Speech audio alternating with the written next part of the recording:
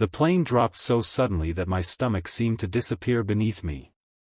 A suitcase slammed open somewhere behind us, a child began crying, and the overhead lights flickered as the aircraft shook violently in the darkness. I gripped the armrest with both hands, trying to convince myself that everything was fine, even though the trembling in my fingers told a different story. Then, through the roar of the engines and the terrifying sound of wind striking the fuselage, I felt a hand close tightly around mine. It was my best friend, Emily. She leaned toward me, her face pale, her eyes filled with a fear I had never seen in her before. She squeezed my hand as another violent jolt threw us against our seats, and then she whispered the words that would change our lives forever, if we don't make it. I love you. Before we continue, if you believe in kindness, second chances, and the kind of love that can survive even the hardest moments, please take a second to like this video, share it with someone who needs to hear a story about hope, and subscribe to Kindness Corner. Your support helps us bring more emotional stories like this to you. 3 hours earlier, Emily and I had been laughing at the airport as if nothing in the world could ever separate us. We had known each other for almost 12 years, ever since the first week of college when she accidentally walked into the wrong classroom and sat beside me without realizing she was in the wrong building. I had been too shy to tell her. She spent nearly 40 minutes taking notes before the professor finally stopped and asked why she was enrolled in advanced chemistry. We both laughed so hard that day that the professor eventually laughed with us, and somehow, from that embarrassing mistake, a friendship began. Over the years, Emily became the person I called when life was falling apart. She knew about my failed relationships, my fears, my childhood dreams, and the things I never admitted to anyone else. I knew the same things about her. Yet there was one truth neither of us had ever dared to say. We were in our early 30s now, and life had started pulling us in different directions. I had accepted a job in another city after months of unemployment, while Emily had decided to leave her old life behind and move closer to her younger sister. The flight was only supposed to be the beginning of a new chapter for both of us. We had promised each other that distance would never change anything. We joked about visiting every few months, sending ridiculous pictures, and making sure our friendship survived adulthood. But beneath my laughter was a feeling I had been carrying for years. I loved Emily. Not just as my best friend. Not just as the person who knew me better than anyone else. I loved her in the quiet, terrifying way a person loves someone when losing them feels like losing a piece of themselves. I had never told her because I was afraid. Afraid that she didn't feel the same. Afraid that saying the words would destroy the friendship we had spent more than a decade building. So I kept pretending. I teased her about dating other people. I listened when she told me about men she liked. I smiled when she said she wanted someone who made her feel safe, even though a selfish part of me wished she would realize that I had been standing beside her all along. That evening at the airport, she had rested her head against my shoulder while we waited at the gate. She looked exhausted, but peaceful. She told me she was nervous about everything that was coming next. She was leaving behind her apartment, her familiar neighborhood, and the life she had known for years. I told her that new beginnings were supposed to be scary. She smiled and said that at least she wouldn't be completely alone because she had me. Those words stayed with me even after we boarded the plane. The first hour of the flight was completely ordinary. The cabin lights were soft, passengers watched movies, and Emily spent 20 minutes trying to convince me that the tiny packet of airplane pretzels somehow tasted better than normal pretzels. I laughed at her ridiculous argument, and for a while, everything felt safe. Then the captain announced that we might experience some turbulence ahead. Nobody seemed worried. The flight attendants continued their routine. Emily looked out the window at the dark clouds below us and made a joke about how the sky looked like a giant ocean. I smiled, but something about those clouds made my chest tighten.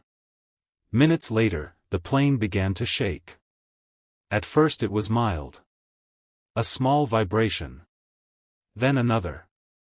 The seatbelt sign came on, and the flight attendants quickly returned to their seats.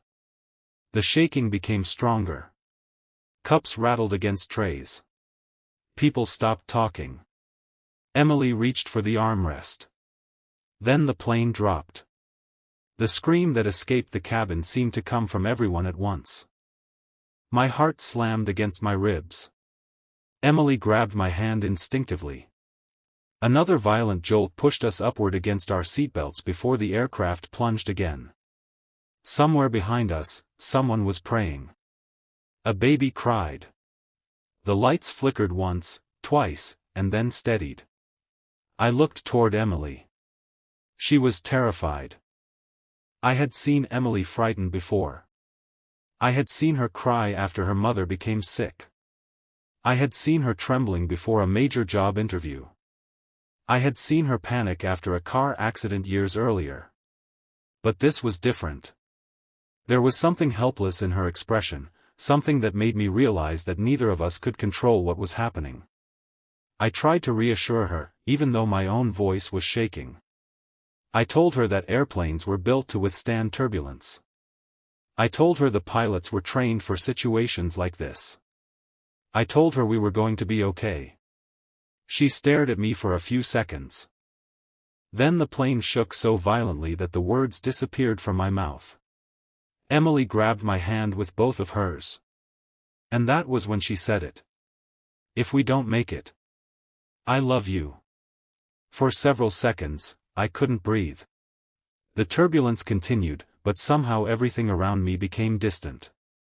The crying, the rattling, the engine noise, it all seemed far away. All I could hear were those 4 words. I love you. I turned toward her, unable to speak. She looked down at our hands, tears running silently down her cheeks. She told me she had wanted to say it for years. She told me she had been scared that admitting it would ruin everything. She told me there had been countless moments when she almost said something but stopped because she couldn't risk losing the person who mattered most to her. I wanted to tell her I felt exactly the same. But another violent drop shook the aircraft, and the cabin erupted in panic again. I squeezed her hand. I told her that if we survived, she was never allowed to take those words back. She looked at me through her tears and gave the smallest smile. Then the aircraft shook again. Minutes passed like hours. I don't remember every second of that flight. Fear has a strange way of destroying time. Sometimes it moved too quickly, and sometimes a single moment seemed to last forever. I remember Emily's fingers wrapped around mine. I remember her whispering that she was sorry she had waited so long. I remember telling her that I was sorry too. And I remember realizing that all the things I had worried about for years suddenly seemed meaningless. I had been afraid of rejection. I had been afraid of losing our friendship. I had been afraid that love would complicate our lives. But sitting there thousands of feet above the ground, with no guarantee of tomorrow, I finally understood something. The greatest risk wasn't telling someone you loved them. The greatest risk was leaving this world without ever telling them. Eventually, the turbulence began to weaken. The plane was still shaking, but the violent drops stopped. The captain announced that we were moving through the worst of the storm. His calm voice traveled through the cabin, and slowly, people began breathing again. Emily was still holding my hand. Neither of us wanted to let go. When the plane finally descended beneath the clouds, the first glimpse of city lights appeared outside the window. They looked impossibly beautiful. Thousands of tiny lights scattered across the darkness, each one representing a home, a family, a life continuing exactly as it always had. Emily rested her head against my shoulder. She whispered that she had never been so happy to see the ground. I laughed through my tears. When the wheels finally touched the runway, the entire cabin erupted into applause. Some people cried. Others hugged strangers. One elderly man across the aisle simply closed his eyes and whispered a prayer. Emily and I remained seated for a moment. Neither of us knew what happened next. The plane was safe. We were alive. And now we had to face the truth we had both avoided for years. Outside the airport, we stood beneath the cold night air with our luggage beside us. Cars moved past the terminal, people hurried toward waiting families, and announcements echoed from inside the building. Emily looked at me. She asked if I remembered what she had said. I told her I remembered every word. She looked nervous again, but this time it wasn't fear of dying. It was fear of living. I told her that I loved her too. Not because we had just survived something terrifying. Not because fear had made us emotional. I told her I had loved her long before that flight. I loved the way she laughed when she was trying not to laugh. I loved how she always remembered tiny details about people. I loved how she showed up when someone needed her, even when she was struggling herself. I loved the fact that after 12 years, she was still the person I wanted to tell everything to. Emily cried. Then she stepped forward and hugged me. It wasn't the kind of hug we had shared 1,000 times before. It was different. It was honest. It was the hug of two people who had finally stopped pretending. She told me that she had spent years waiting for me to notice. I laughed and admitted that I had spent years waiting for her to say something first. We both shook our heads at how ridiculous we had been. That night, we didn't promise each other that everything would be perfect. We didn't know what the future would bring. We only promised that we would stop hiding from it. Months later, we moved into a small apartment together. It wasn't glamorous. The kitchen was tiny, the heating system made strange noises, and the living room barely had enough space for the two of us and Emily's enormous collection of books. But every morning, I woke up knowing that the person beside me was someone I had almost lost before I ever had the courage to truly have her. Our relationship wasn't magically perfect. We argued about dishes. We disagreed about money. Emily still stole the blankets, and I still forgot where she kept things. Real love wasn't a movie. It was messy and ordinary and sometimes difficult. But it was real. 1 year after that flight, we returned to the airport where our journey had begun. We stood near the same gate, holding hands. Emily looked at me and smiled. She said that the strangest thing about surviving that terrifying flight wasn't the turbulence. It was realizing how much time we had wasted being afraid. I looked at her and told her that maybe sometimes life shakes us because we're too comfortable standing still. She smiled and leaned her head against my shoulder. And I thought about how close we had come to never knowing what might have been. Sometimes the people we love are standing right beside us, waiting for us to be brave enough to say what our hearts have been screaming all along. Sometimes we spend years protecting ourselves from rejection, only to discover that silence can cost us far more than rejection ever could. If this story touched your heart, please take a moment to like the video, share it with someone you love, and subscribe to Kindness Corner.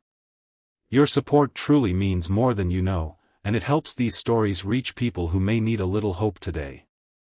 And before the story ends, I have one special request. Comment, "Love is worth the risk," if you believe the people we love should never have to wonder how much they mean to us. Because sometimes, life gives us a warning. Sometimes it gives us a second chance. And sometimes, in the middle of the worst storm of our lives, we finally find the courage to hold someone's hand and say the words we were too afraid to speak. I used to think the most frightening moment of that flight was when the plane suddenly dropped from the sky. I was wrong.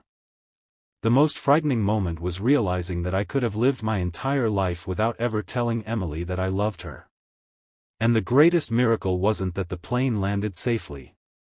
It was that we finally did too.